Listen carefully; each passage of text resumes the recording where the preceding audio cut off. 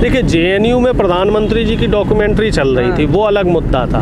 प्रधानमंत्री जी की डॉक्यूमेंट्री हमारे देश में बैन हो गई है क्योंकि प्रधानमंत्री ने बैन कर दी। ठीक है, तो जब कोई बैन की हुई डॉक्यूमेंट्री आप जेएनयू जैसी संस्थान में चलाएंगे तो कहीं ना कहीं तो उससे मुद्दा बनेगा। तो एबीवीपी के लोगों को वहाँ दिक्कत हुई, तो इस वजह से वो वहाँ पे आपस में डिस्प्यूट हुआ है। हालांकि वो बड़ी बात नहीं है। देखिए, शैक्षिक संस्थानों में इस तरह के वाद विवाद चलते रहते हैं और बीजेपी और एबीवीपी के जो लोग हैं वो इस तरह के डिस्प्यूट आपने पहले भी देखे होंगे। इस तरह के जो मुद्दे हैं, हर साल ये कुछ ना कुछ नया मुद्दा लेके आते हैं और तोड़फोड़ करने का ये काम करते हैं। जो एबीवीपी की गैंग है उसका यही काम है। जो प्रधानमंत्री पे बीबीसी की डॉक्यूमेंट्री बनी है, क्या लगता है इस पे कहीं ना कहीं नरेंद्र मोदी जो उनकी सच्चाई है 2002 गुजरात दंगों को लेकर, क्या वो उसको छुपाना चाहते? क्योंकि यूट्यूब से और ट्विटर पे जितनी भी वीडियोस थी वो सब उन्होंने डिलीट करवा दी है। जी, हमारे देश में वो सारे वीडियोस ब्लॉक हो चुके हैं और निश्चित तौर पे देखिए, धुआं जहाँ उठता है तो आग तो लगी है। कुछ ना कुछ तो गड़बड़ है जो डॉक्यूमेंट्री को आपने बैन किया है। तो क्या डॉक्यूमेंट्री को इसी तरीके से देखा जाए तो डॉक्टर मनमोहन सिंह के ऊपर भी बॉलीवुड में एक फिल्म रिलीज हुई थी, लेकिन कांग्रेस ने कभी उसका विरोध नहीं किया और वो फिल्म चली।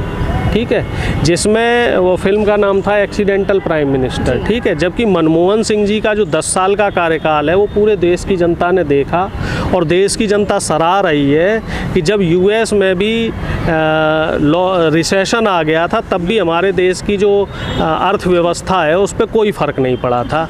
और इस समय आप देख लीजिए, पूरे देश में अर्थव्यवस्था ठीक है, लेकिन हमारे देश की अर्थव्यवस्था चौपट है क्योंकि हमारे देश में इस समय जो प्रधानमंत्री हैं, जो गृह मंत्री हैं, जो वित्त मंत्री हैं, ये सभी लोग सिर्फ और सिर्फ अभिनय कला में कौशल हैं, अभिनय कला में पारंगत हैं, माहिर हैं। ये लोग ना तो इन्हें शासन सत्ता चलाने का कोई अनुभव है और ना ही ये लोग राजधर्म का जो है ईमानदारी से पालन कर रहे हैं। इसी वजह से इनको अपनी जो नाकामियां हैं उनको छिपाने के लिए समय समय पे इस तरह के एजेंडे और प्रोपेगेंडे चलाने पड़ते हैं, ट्रोलर्स को एक्टिव करना पड़ता है। जबकि मुद्दे हमारे देश में बहुत सारे हैं, उन मुद्दों पे बात होनी चाहिए, उन मुद्दों पे चर्चा होनी चाहिए, लेकिन उन मुद्दों पे चर्चा नहीं होती। बेरोजगारी के मुद्दे पे चर्चा नहीं हो रही है। डिफेंस में तकरीबन 30 साल हो गए हैं, डिफेंस में अभी तक कोई भर्ती नहीं हुई है और भर्ती के नाम पे अग्निवीर का एक वो जो है लॉलीपॉप पकड़ा दिया है बच्चों को। तो कहीं ना कहीं युवाओं के साथ सरकार न्याय नहीं कर रही है, किसानों के साथ सरकार न्याय नहीं कर रही है। किसानों को अभी भी उनकी जो एमएसपी ड्यू थी वो एमएसपी नहीं मिली है।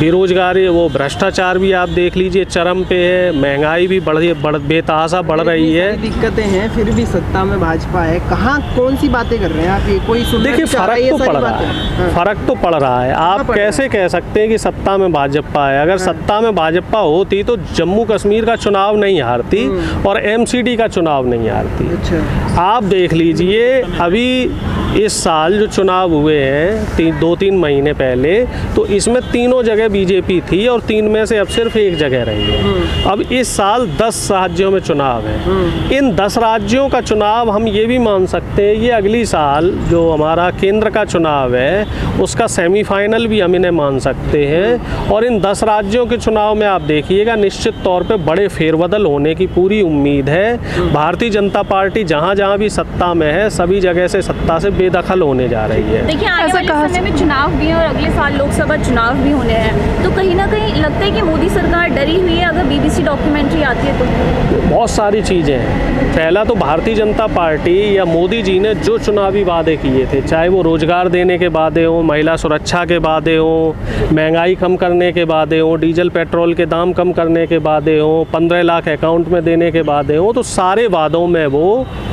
फेल हो गए हैं। सारे वादे उनके जो है झूठे और बेबुनियाद निकले हैं।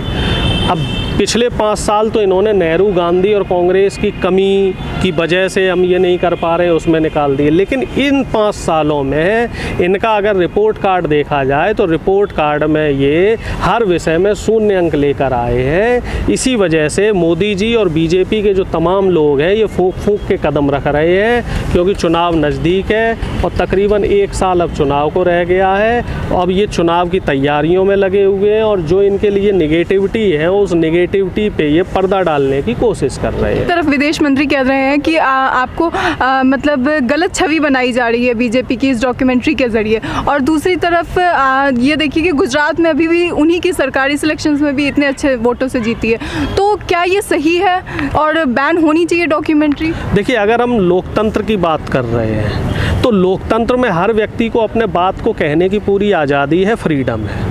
फिल्म बैन नहीं होनी चाहिए थी। हम अगर लोकतंत्र की बात करें, हर आदमी को अपने बात कहने के अधिकार है। जिसे लगेगा कि फिल्म ठीक है, वो डॉक्यूमेंट्री ठीक है, वो देखेगा। जिसे नहीं लगेगा ठीक नहीं है, वो नहीं देखेगा। अगर आप उसको प्रतिबंधित कर रहे हैं, ब्लॉक कर रहे हैं, बैन कर रहे हैं, तो कहीं ना कहीं आप डरे हुए हैं।